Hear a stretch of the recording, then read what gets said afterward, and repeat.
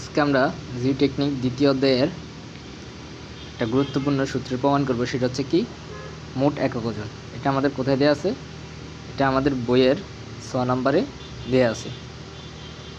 6 নম্বরে আমরা দেখব মোট একক ওজন বা মোট আয়তন আমাদের কি গামা ইকুয়াল টু W/B। এই সূত্রের প্রমাণটা আজকে আমরা করব।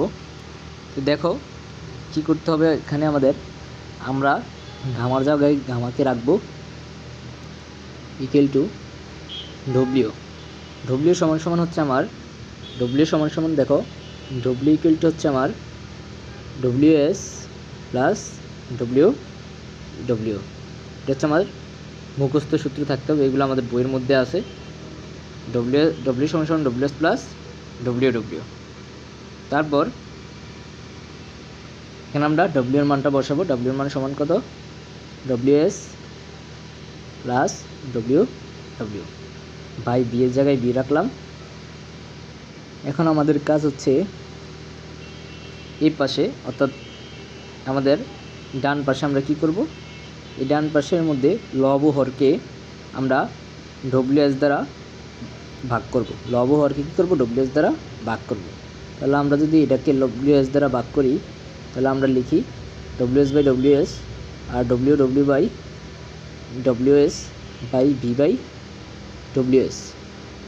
অর্থাৎ আমরা লব ও হরকে কী করলাম? WS দ্বারা ভাগ করলাম। কেন করলাম এটার কোনো উত্তর নাই।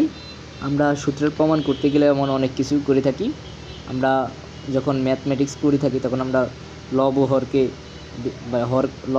হরকে লব দ্বারা গুণ করি, লবকে হর দ্বারা গুণ করি, আবার লব ও হরকে মানে এগুলো করে থাকি, স্বাভাবিক বিষয়। তাহলে আমরা গামা জায়গায় গামা রাখলাম। এখন তাহলে আমরা দেখি কী করতে হবে, এটাকে আমরা একটু সাজাই। আমরা WS/WS প্লাস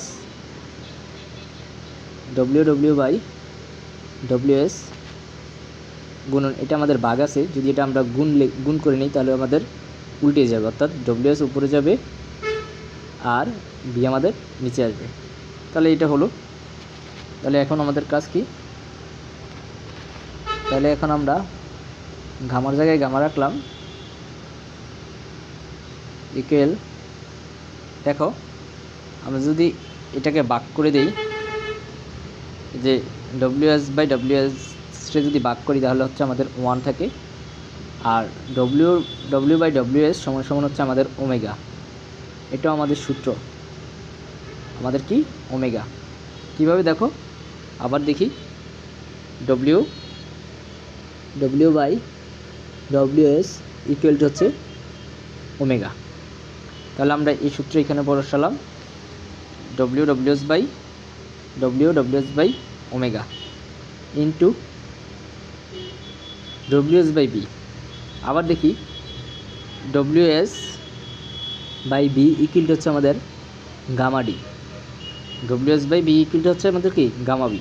তাহলে আমরা WS/B এর পরিবর্তে এখানে লিখতে পারি গামা ডি। এখন আমরা আর গুণন করতে পারি।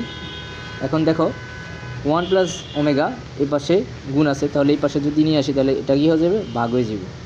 1 প্লাস ওমেগা ইকুয়াল টু কী থাকে? গামা ডি থাকে।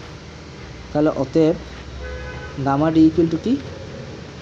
Gamma by 1 plus omega.